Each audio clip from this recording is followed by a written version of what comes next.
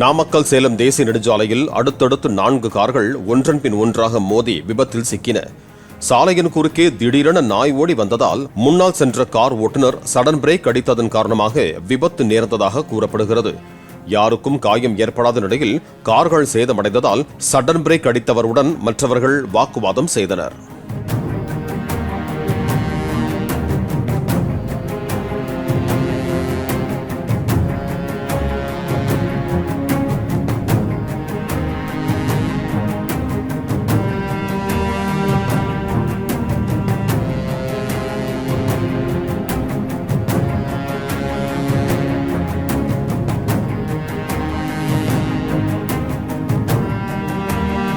Play store மற்றும் app ஸ்டோரில் இருந்து பாலிமர் செயலியை QR கோடு மூலம் பதிவிறக்கம் செய்யுங்கள். செய்திகளை உடனுக்குடன் பெறுங்கள்.